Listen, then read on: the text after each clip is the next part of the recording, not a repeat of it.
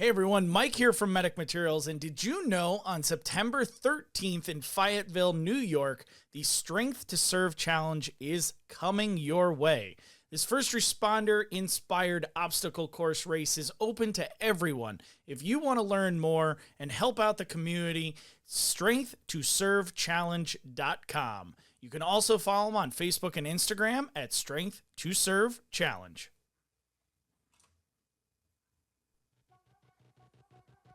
Whoa.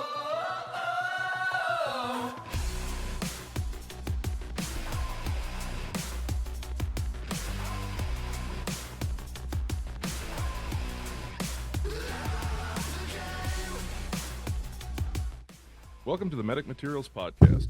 If you're here for buttoned-up EMS professionalism and HR-approved opinions, you're in the wrong damn place. We talk real EMS, talk about some fucked-up calls, bad decisions, some system bullshit, and the stuff you only admit in the truck at 3 a.m. We will absolutely try to sell you some merch. Thank you very much. Accidentally teach you something. Maybe occasionally say something smart in between the sarcasm. So kick the kids out, let's turn it up, and prepare to be mildly offended. Let's get into it.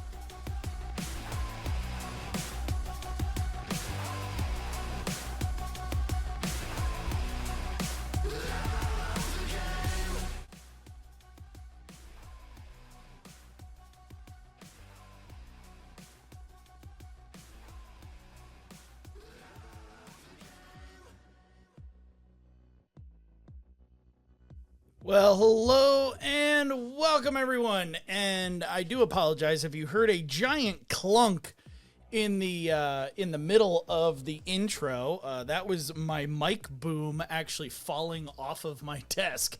So if you're watching on the video feed, you're like, why is Turek got his back to us? I was in the middle of putting it back there during the intro here.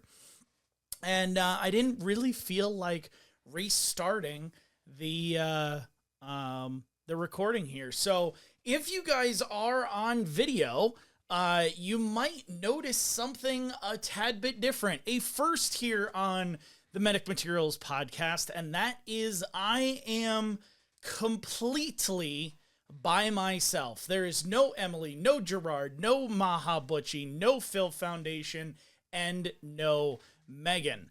I am completely alone. I am the only one you will see the rest of the show. You are, and there's a reason for this. Not only am I putting this out during a holiday weekend, and the recording just didn't work out with everybody else in the holiday weekend, but the entire look of what we are going to be talking about really does not stem around RSI or airway debates or pharmacology or who did something stupid today. We are going to be talking all about mental health. This year for EMS Week here 2026, I was tasked to make a speech at one of the local EMS dinners, EMS appreciation dinners, and we're going to hear that speech to close out the show here later.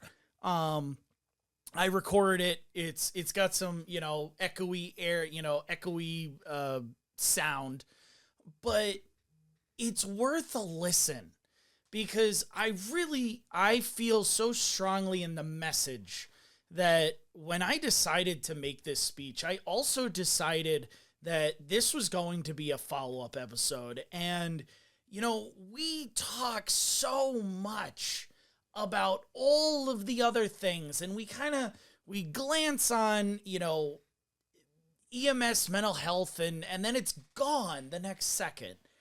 And I really wanted to write an episode, and this one is very scripted, guys. It is a very written show, because what I did was I took that speech that I gave and I rendered it through AI, and wanting it to become a podcast that you guys could really just reflect on. And here's some data that I threw in there And here's some solutions and some tidbits and some ideas that I hope you guys that listen to this one episode come back with a different understanding of who you are inside of EMS. And, you know, we are all here for big, greater purposes, right? And that is a huge, just something that I've been mulling over in my head. That's just new purpose that I have as an EMS provider. And it is amazing and scary all at the same time. And I will get into that. You know, I'm going to talk a little personal experience here, in a little bit, but you know, we all go through the ebbs and flows of EMS, and we all, you know, live and breathe this profession, and we all want to see it strive. And granted, some of us don't. They want to see it, you know, just as lazy and lackadaisical as humanly possible. And, you know, eventually this business is going to take grasp of us all. And that is what I really want to hone in on today. So yeah, you will see a lot of overlap, you know, in the message that I have for you guys today and the speech that you're going to hear to close out today's episode. But I first want to start off with our rig check. So here we go with that. So I want to thank everybody that came out and met me at the PAC EMS conference up in Lake Placid, New York.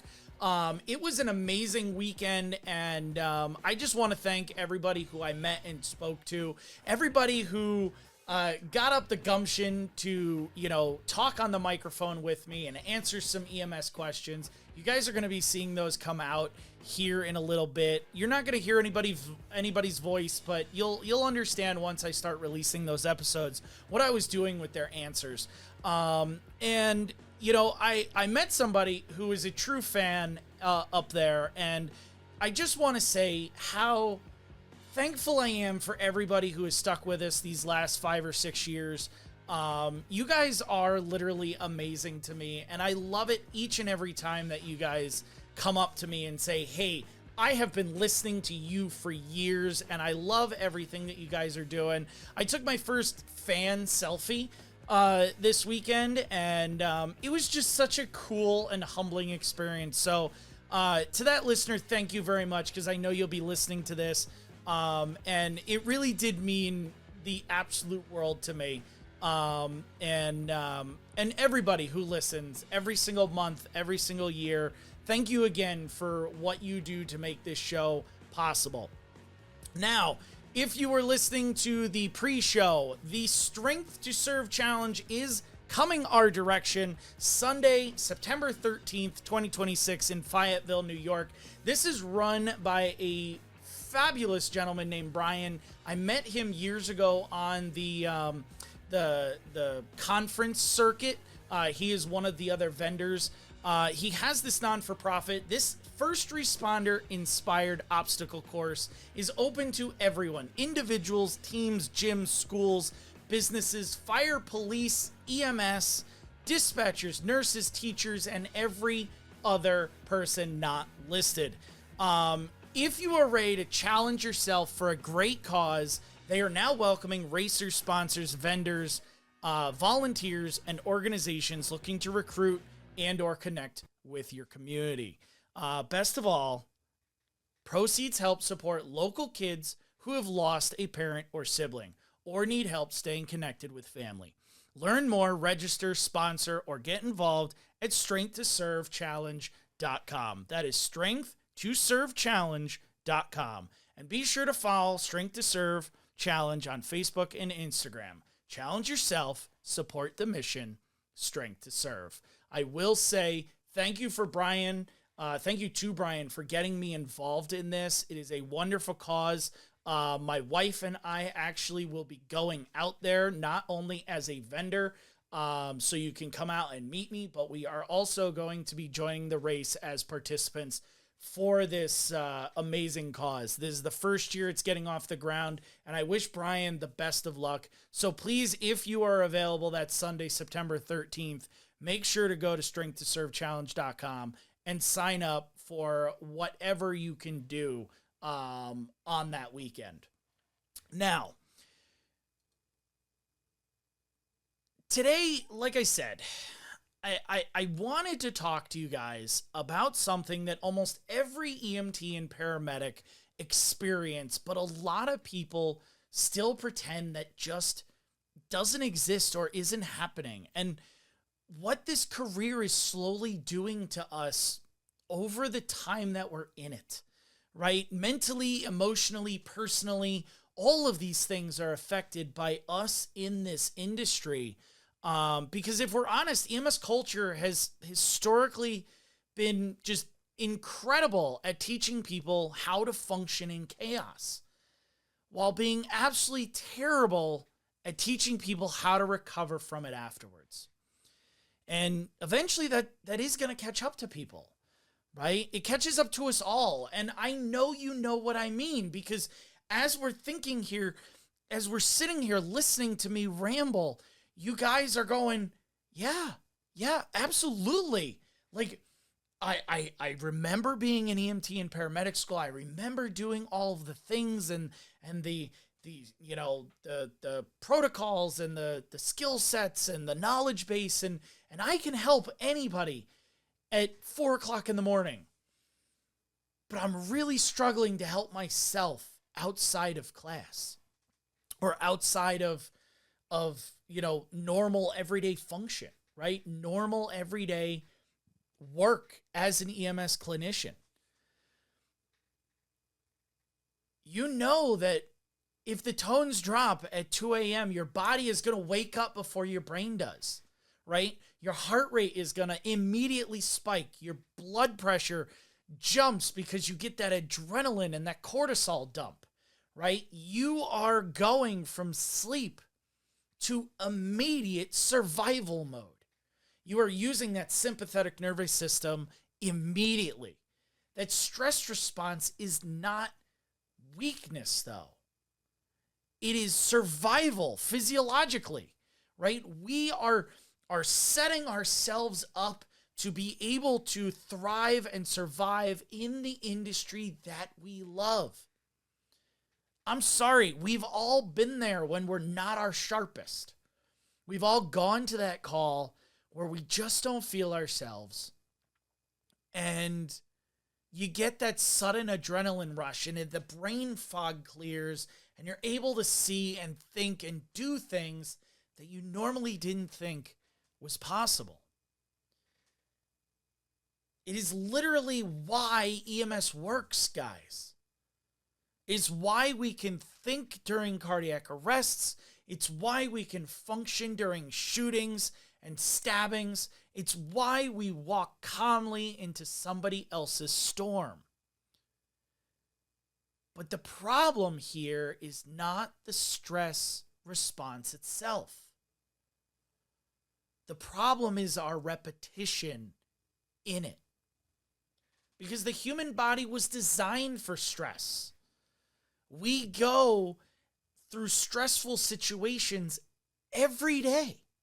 Every single day, we are fighting temporary stress. Whether it be my kids that, you know, drive me crazy, or they're, I don't know, they're having trouble at school and they're unloading all of these problems on me. And then I'm sitting there going, what am I as a parent going to do for this? Or, you know, I hurt myself doing yard work and my body physiologically is trying to make myself survive that injury. Or maybe it's a fight with a spouse and you feel that rush of adrenaline because you're just like, I will win this. I don't care the cost, but I will survive and win. We are designed for temporary stress.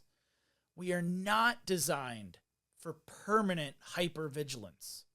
Not 15 years of interrupted sleep, not rotating shifts of 12 and 16 and 24 hours, no nonstop trauma exposure, not emotional suppression, 5 days a week for decades. And eventually your nervous system will stop understanding the difference between emergency mode and normal life. And this is when providers begin to change. And most of the time it happens slowly enough that we don't even notice it as providers and human beings. You're exhausted, but your brain will not shut off. You stop sleeping normally after that. You become irritable. Your patience gets so short. You feel emotionally flat. Maybe you start forgetting things. Your blood pressure creeps up. Your back and shoulders just constantly hurt. You recover from shifts slower. And you lose interest in things outside of work. And eventually you start feeling more comfortable in the chaos than you do in the peace. And that, my friends, is not just burnout. That is your nervous system, your autonomic nervous system adapting to chronic stress exposure. I couldn't tell you how many of these things that I just listed I go through on a daily basis. Some days, yeah, I am emotionally flat. I ran a bad call and I don't know how to react to it. And I come home and my boys are just like, yeah, Dad, look at what I did. And I'm just like, cool, bro. I don't have any of that available energy for them. I don't have the available energy and emotional well-being to be excited about seeing my wife or my family or whatever, going out for breakfast, going out for dinner, whatever it might be. I'm just emotionally drained. I couldn't tell you how many times I forget everything. Guys, it is horrible to live with me.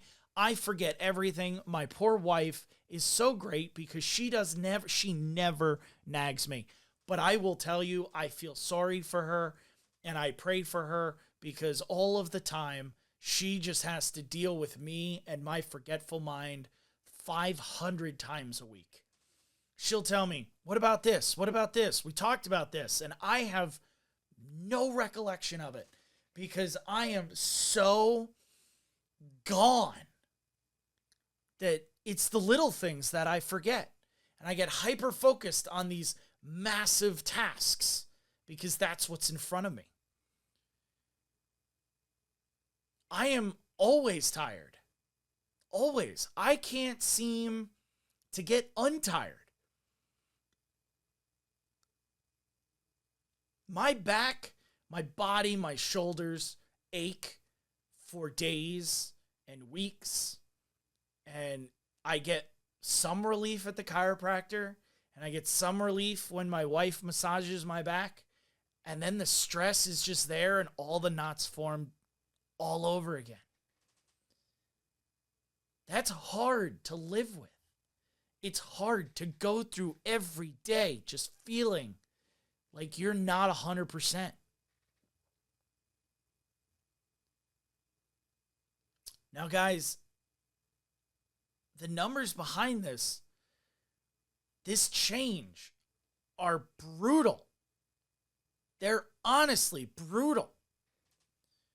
A 2025 national evaluation of EMS clinicians found burnout rates around 52% personally and 49% work-related among the EMS providers surveyed.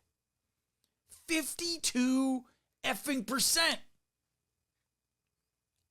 Another study in 2024 found nearly 60% prevalence of occupational burnout among EMS clinicians surveyed. Think about that, guys. More than half of this profession is likely struggling with burnout to some degree. Half! Over half! That is not a few weak providers. That is the system we are in. That is the profession we are given. That is not weak providers. You don't get to 52 and 60% by design or, by accident. It is by design. And it gets worse when you start to look at PTSD and mental health data. Meta-analysis and systematic reviews continue showing PTSD rates in EMS providers and first responders significantly higher than those of the general population. Some studies place EMS PTSD prevalence around 15 to 25%, depending on severity and measurement criteria. Now let's compare this to the general U.S. population. Lifetime PTSD prevalence in the general U.S. population is estimated around 6 to 7%. Veterans overall sit at 7 to 13%, depending on era and exposure. Meanwhile, first responder PTSD estimates commonly range 10 to 24%, with EMS frequently ranking at or near the top alongside firefighters and dispatchers. Guys, I need us to start thinking about those numbers. The people society calls during disasters are developing PTSD rates comparable to, and in some surveys and studies, exceeding military populations who are at war.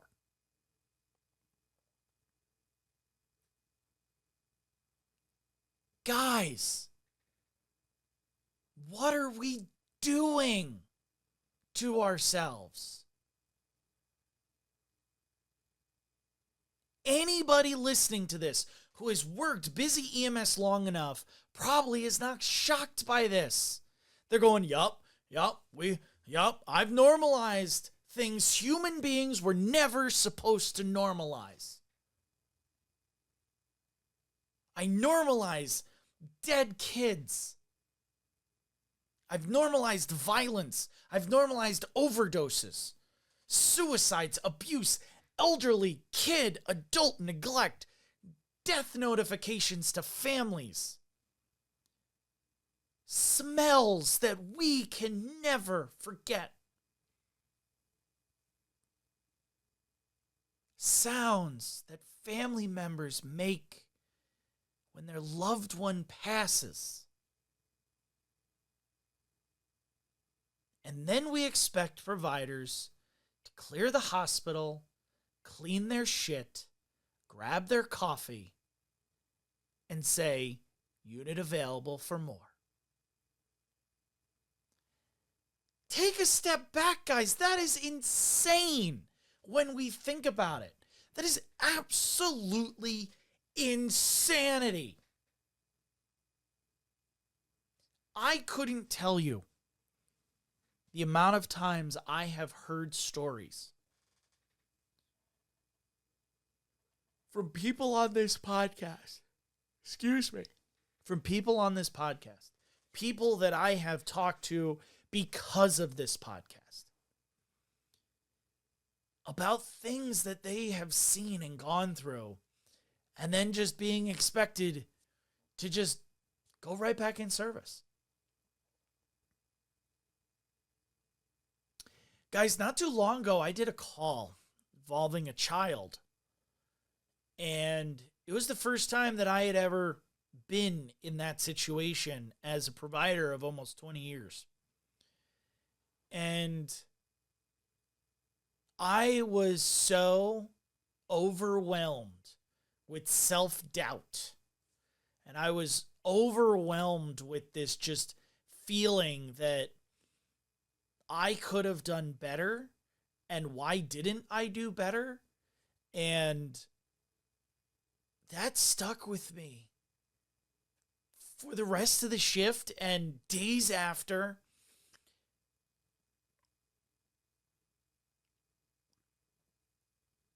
I envisioned that call. I talked to people about that call. But there was no, hey, are you okay? Take the rest of the shift off. I finished my 24. That happened at like 11 o'clock in the morning. I'm on till 6 in the morning. Should I have been there? No. I am so blessed in that I have my wife to be able to bounce things on and talk to her about these things. But it was weeks of talking about this that I finally was just like, okay, this is what happened. This is what I did. And I have to come to terms with those things. And thank God the kid is okay.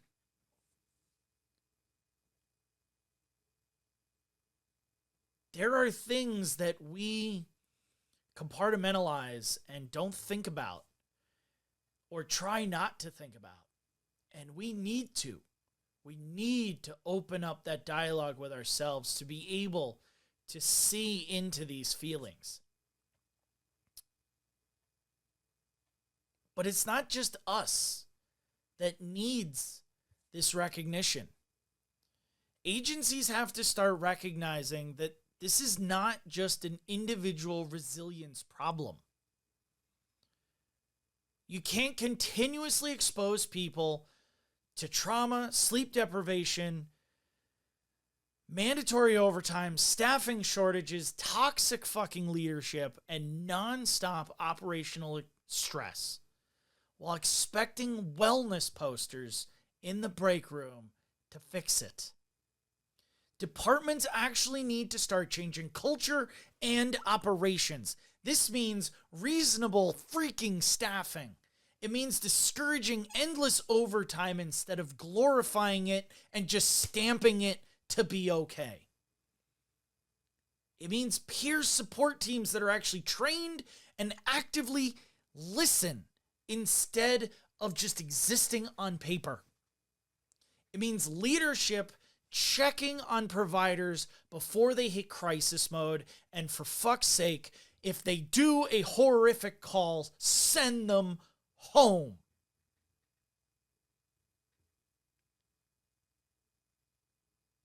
It means creating environments where saying I'm struggling does not make someone feel like their career is over. And honestly, one of the most simple things agencies can do is normalize decompression after bad calls. Not every provider wants formal debriefing. But maybe after the pediatric arrest, everybody doesn't immediately pretend nothing happened while restocking the truck in service. Or in silence, rather. But officers and supervisors start asking, how are you actually doing with that call? And then they sit and they listen. They don't judge. They don't create the culture where I have to hide how I'm feeling. Because for years, EMS culture has treated emotional suppression like professionalism. Meanwhile, emotional suppression is part of what is killing people in this field. It is what's driving out new providers. It's what's stifling older providers. And guys, the damage isn't just limited to the provider either. It bleeds into every relationship we have. Shift work destroys routines. Sleep deprivation destroys patience. Emotional suppression destroys communication. And hypervigilance follows people home. There's a lot of increasing research showing first responder spouses and families experience higher levels of stress, anxiety, depression, emotional strain, and difficult relationships because of repeated exposure to secondary trauma and the emotional effects of the job. Now, divorce rates, those statistics in first responder culture get messy because there are a lot of numbers online and are exaggerated and poorly sourced a lot of times. So you're going to hear a lot of people throw around 70% first responder divorce rates constantly. Some organizations and surveys report first responder divorce rates between 60 and 75%. But those numbers are debated and not consistently backed by high quality research. More controlled fire and law enforcement studies actually found divorce rates closer to 14 to 15%. More comparable to the general population. But honestly, I think focusing on just divorce rates misses the bigger picture. The issue is just not failed marriages. It's emotional disconnect. It's the providers mentally never coming home. It is sitting next to your spouse physically while your brain is still replaying that pediatric arrest from 6 hours ago. It is becoming emotionally numb because your nervous system has reached its peak overload. Who here has heard a family member or spouse or significant other or friend say you're here, but you're not really here? And if we're being honest, almost everybody in EMS has experienced that to some degree. And for spouses, partners, if you are listening to this episode, I just want the next things. I want to say this directly to you guys. A lot of EMS providers generally do not know how to start conversations. It is not because we don't care. It is also not because we do not trust you.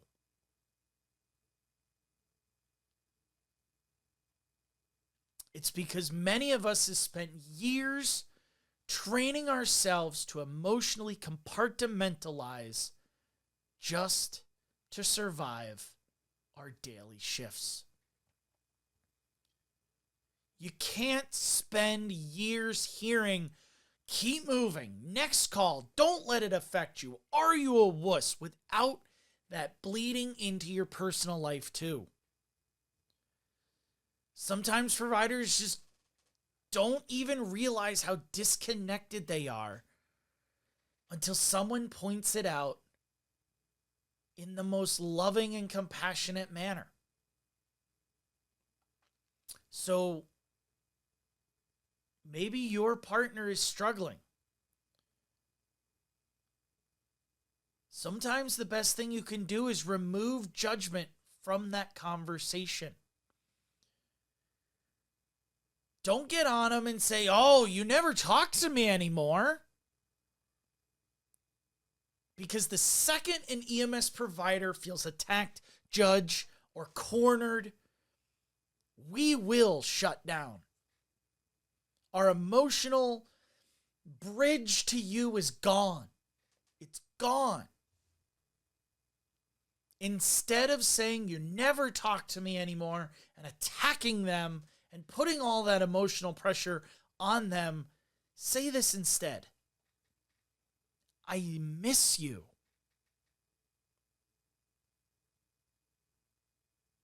I'm worried about you. You don't have to carry everything alone.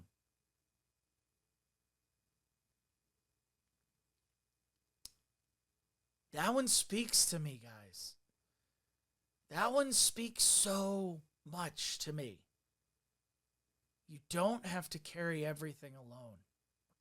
Now, I'm going to get deep here for a second, and I hope you don't mind this little detour that I'm going to take us on. And I don't want to sound like I'm preaching or anything like that, but close friends to me know what is going on in my personal life.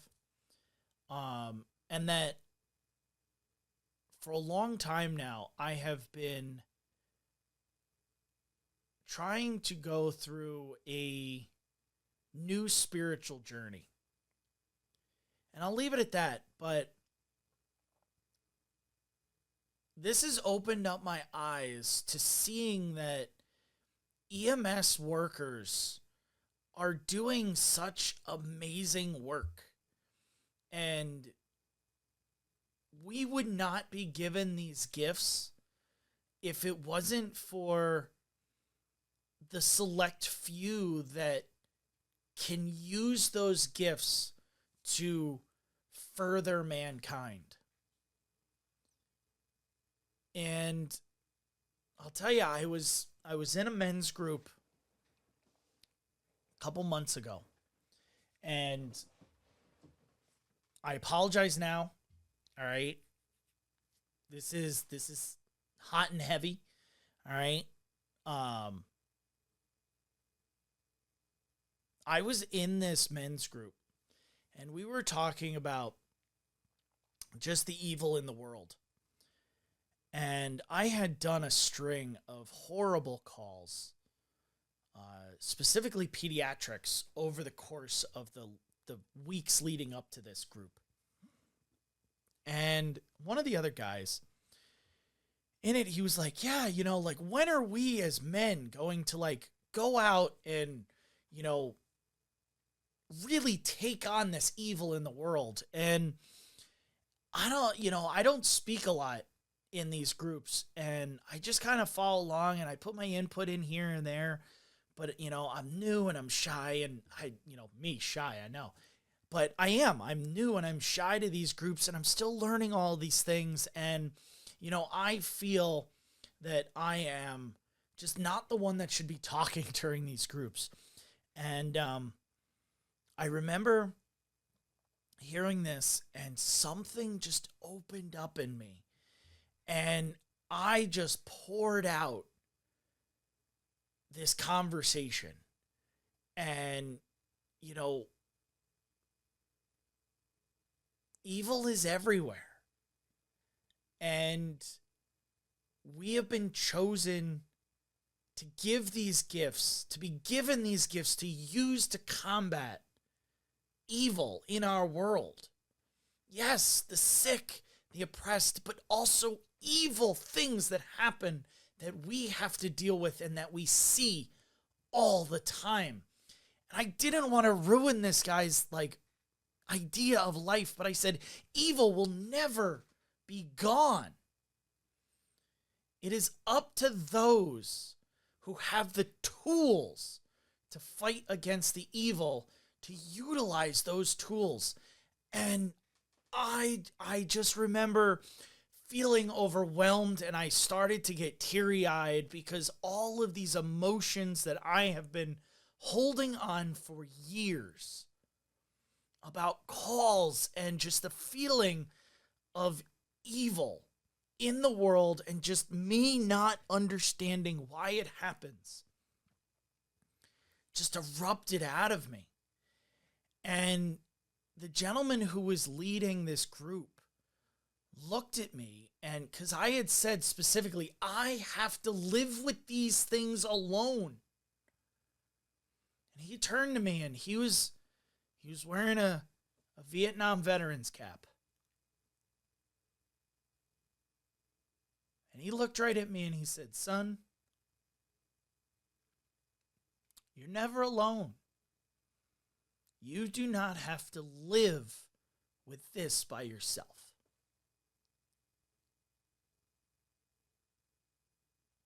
And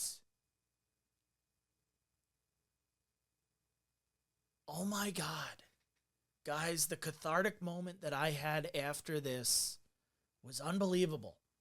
It was absolutely unbelievable.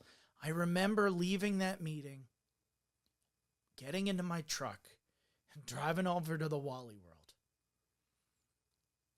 bawling my face out, having a good cry. Emily always says, you need a good cry. And I remember bawling my eyes out and calling Gerard and just being like, dude, this just happened. We don't have to carry this burden alone like we think we do. That Vietnam vet I knew had seen some things. And at one point, I know that he was also feeling like he had to carry these burdens alone. And in my context, he was talking about faith taking those burdens away from me and easing those burdens in my soul. But it doesn't have to be faith for you. It could be family. It could be friends. It could be your supervisor. It could be a journal. It could be therapy. It could be a good cry in a parking lot of Walmart with some decent fucking music. We don't have to go about it alone, guys.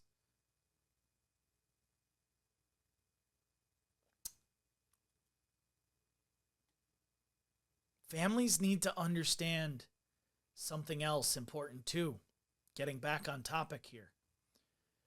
Sometimes you are going to come home and your nervous system is still going to be lights and sirens inside. If you see that, they need decompression time before conversation. Do not jump right into it. Let them decompress the way they need to. Sometimes they need silence before we can reconnect. And that doesn't excuse bad behavior, emotional abstinence, or unhealthy coping. No drinking. But understand that biology behind chronic stress helps explain why providers sometimes seem emotionally distant, even when they're desperately in love with the people around them. And for all of my providers, eventually you're going to have to learn how to come home mentally too. And here's where I think the profession gets itself into trouble. EMS slowly stops becoming a career and begins becoming your identity. You wear the shirts, you pick up the overtime, you work 2 agencies, your friends are EMS, your social media is EMS, your conversations are EMS, your humor is EMS. You personally become EMS. Your personality becomes EMS. And eventually you wake up realizing you generally do not know who you are outside of the uniform anymore. And guys, that is a dangerous road to cross. Because if EMS becomes your entire identity, everything becomes personal. Every toxic supervisor becomes personal. Every failed save becomes personal. Every piece of criticism becomes personal. Every rough call follows you home because there is no separation anymore between the job and the human being underneath it all. And eventually the career starts consuming you. This career will take everything that you allow it to. That is why I think one of the most important survival skills in EMS has absolutely nothing to do with medicine. It is grounding yourself back to normal life. We need something outside of EMS that connects your nervous system to normalcy and peace. My love, fishing, the gym, cars, camping, hiking, reading books, cooking, your kids, your spouse, woodworking, hunting, music, travel, maybe even the church. Whatever you decide. You need something that reminds your brain that the world is not always trauma, death, radio traffic, and chaos. Because if you do not intentionally reconnect yourself to normal life, this profession will slowly convince you that the chaos is normal life. And that is where burnout turns into depression. That is where isolation begins. That is where toxic habits like drinking starts. That is where people emotionally disappear. And unfortunately, sometimes that is where suicide enters the conversation. The CDC reported EMS providers are approximately 1.39 times more likely to die by suicide than the general population. Some first responder mental health reports have found alarming rates of suicidal thoughts among fire and EMS professionals, with certain surveys reporting over 1/3 admitting they have contemplated suicide at one point. And guys, that should scare the shit out of every single one of us, because we have all known somebody real behind those statistics. We have lost friends of this podcast to it. We have lost friends of ours because of it. We've lost partners. We've lost coworkers. We've lost preceptors. We've lost the funny fucking paramedic that everybody loves. And you know what? We've even lost the supervisor and the salty paramedics that nothing bothers them.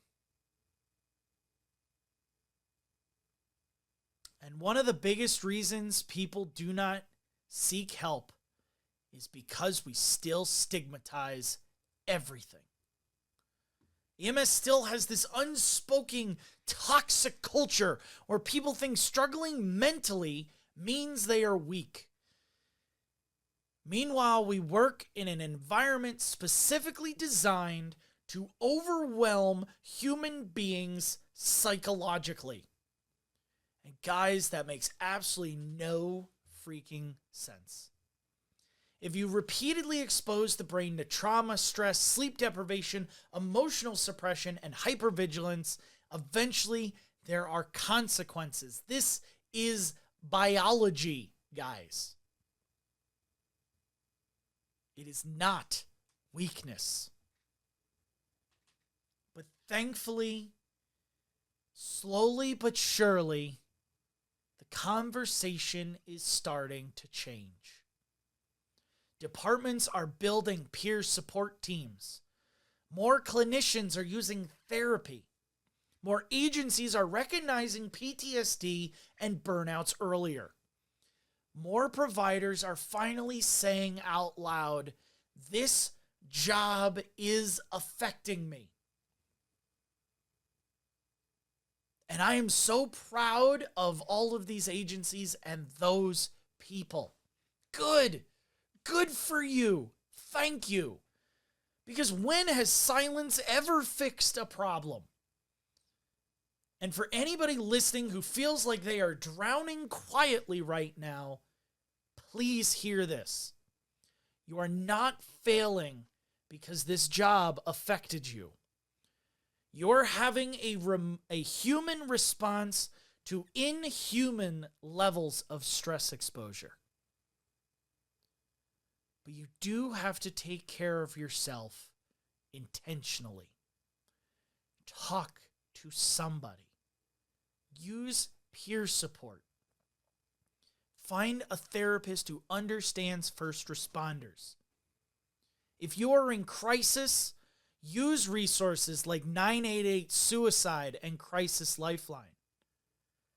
Utilize the Code Green campaign. Utilize Operation at Ease crisis services. Check on your people and actually check on them. Not the fake EMS, hey, you good, bro, while walking away before they answer. I really mean check on them.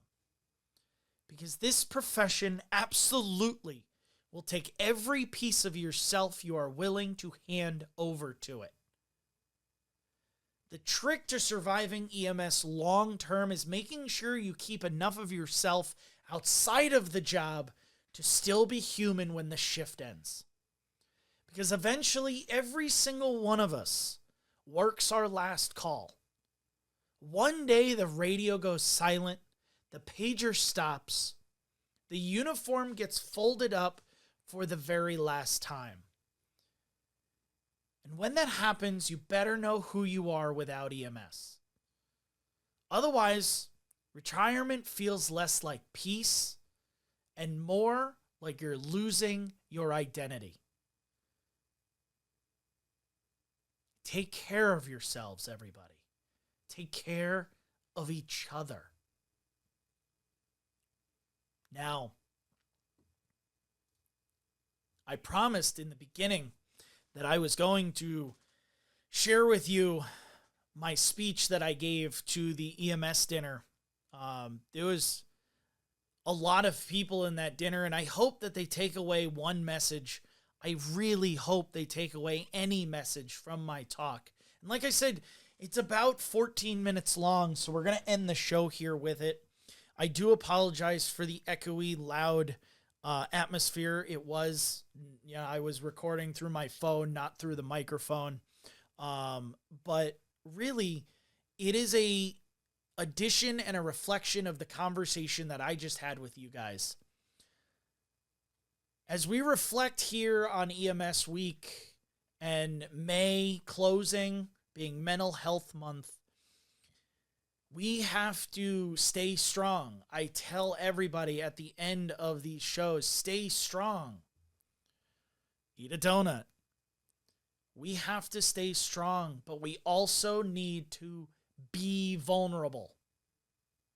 We have to look outside of EMS and realize that we are missing out on so much more life than what this amazing profession gives us.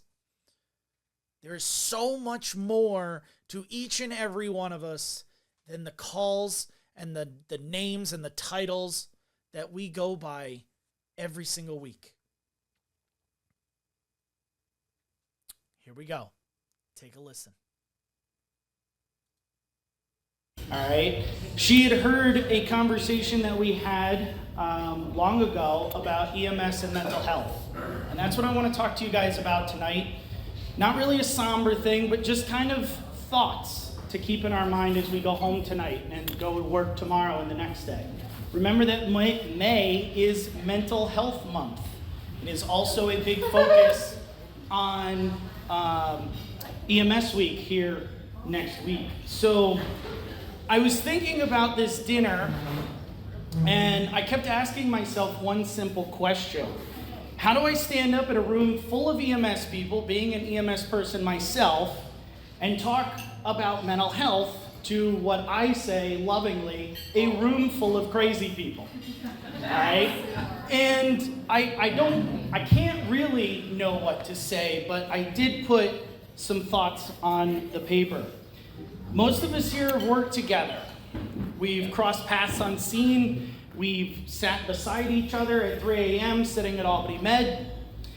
We've heard each other's voices like Nancy on the radio for years and years. We know the roads, we know the prisons, we know the one nursing home. And we know what tones instantly change our mood.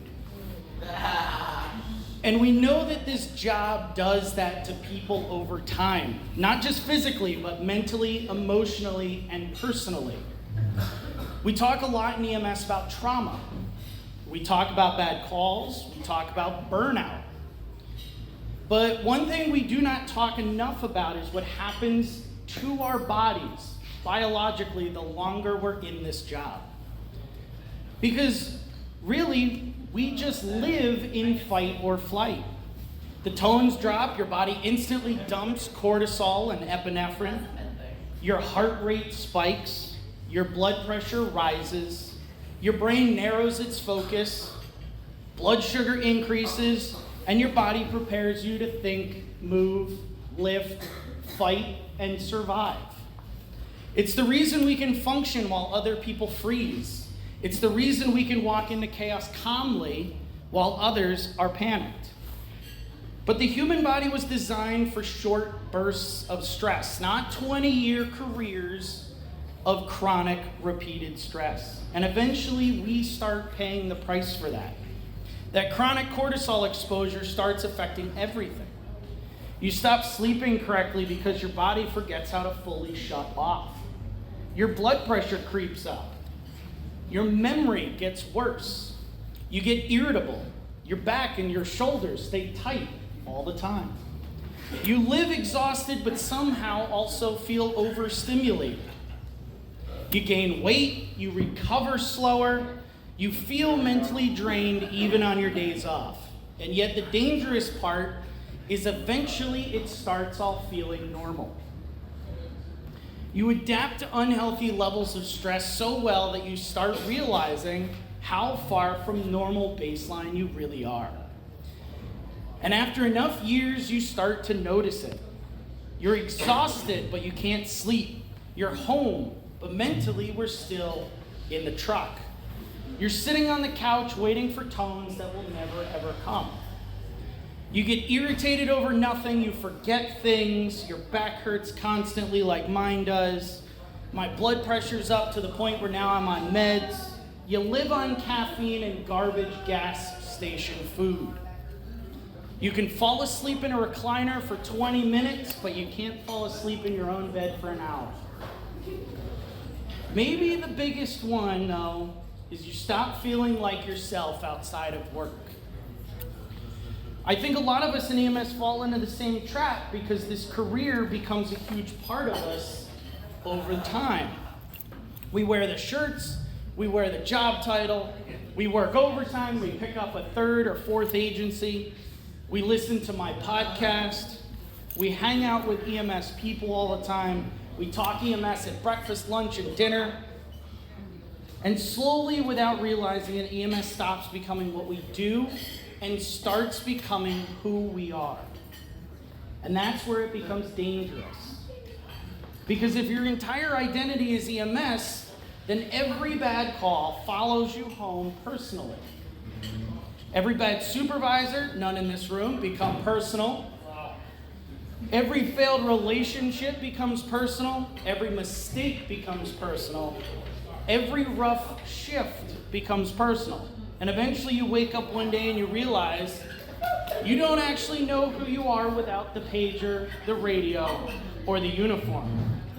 And we all know that's not healthy. I'm not saying this as somebody outside looking in. You all know that I do this just as much as you guys do. I know what it feels like to leave work physically but never leave work mentally. I know what it feels like for my heart rate to be 1,000 RPMs. I know what it feels like when my family and friends say you're here but you're not really here. And I know a lot of you guys feel the same. The truth is EMS needs to be part of your identity, but it cannot be your entire identity. You have to live for something outside of your job that reminds you you are still a human being. Something that grounds you, that reconnects you to the earth and normal life. For some people, it's hunting, fishing, working out. Nancy telling me about her 100 grandkids. Coaching, right? Your spouse, your family, camping, sitting around a campfire and talking with people that have absolutely no idea what a 12 lead is. It honestly doesn't matter anything that you decide and pick. What matters is that you have a place where your nervous system knows that it's not always an emergency. You need something that reminds you that the world is bigger than response times, stair chairs, and cardiac arrests.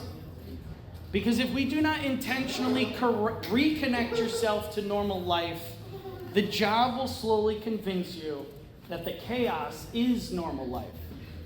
And that's where people get lost. That's where the burnout starts. That's where the cynicism starts. That's where people stop caring about themselves and their patients. That's where relationships fail because you never really come home mentally. That's where providers become emotionally numb and think and say, this is just part of the job.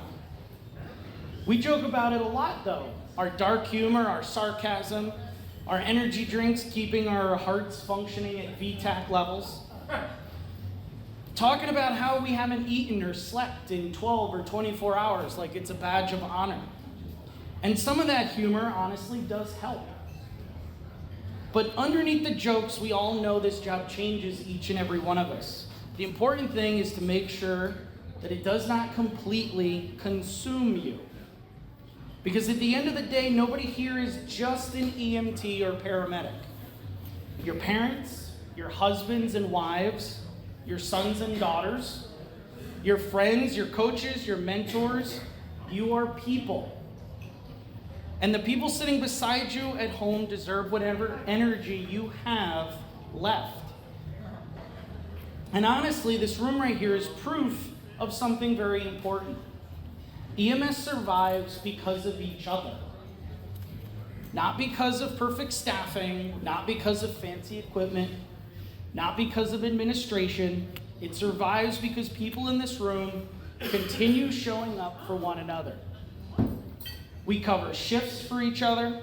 We check on each other after rough calls. We make each other laugh at 2 a.m. when everybody there is exhausted. We sit in silence after bad calls and somehow understand perfectly what the other person across from me is feeling. That connection matters. But we also need to get better at reminding each other that it is okay to unplug from the world sometimes. It's okay to take the uniform off and just be yourself. Not the paramedic, not the EMT, just the person. Because this career is a marathon, not a sprint.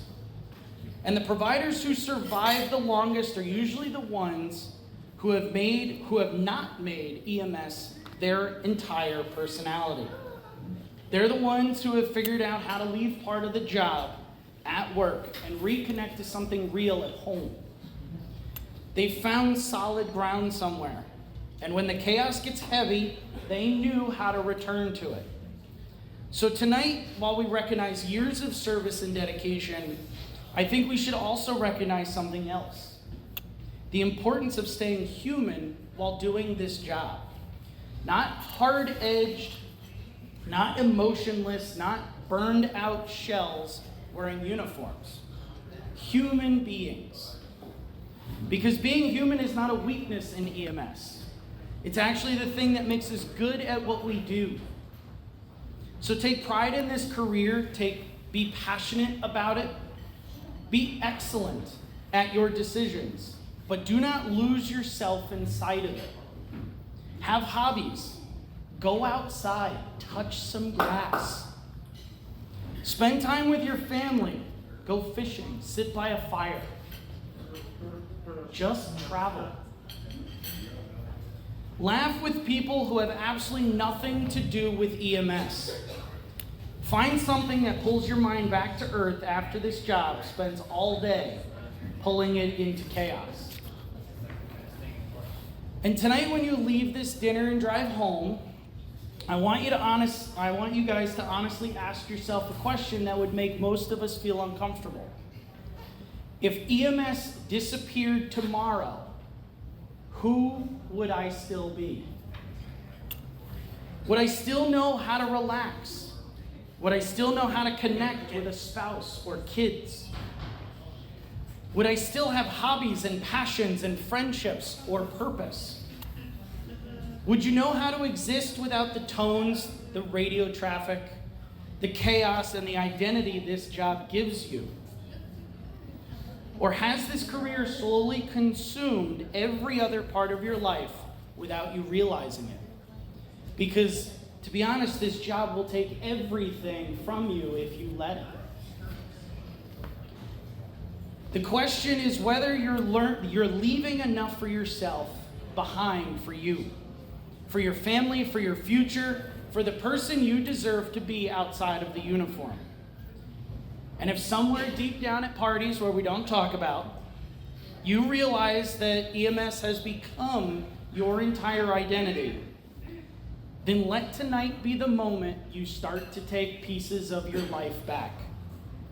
Not because you love EMS less, but because you finally understand that surviving a career in EMS requires loving something outside of EMS too.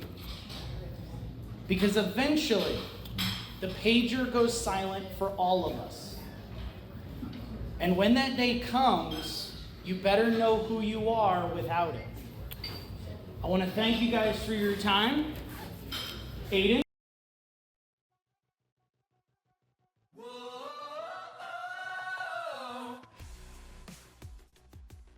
All right, that's where we're going to have to leave it for this episode.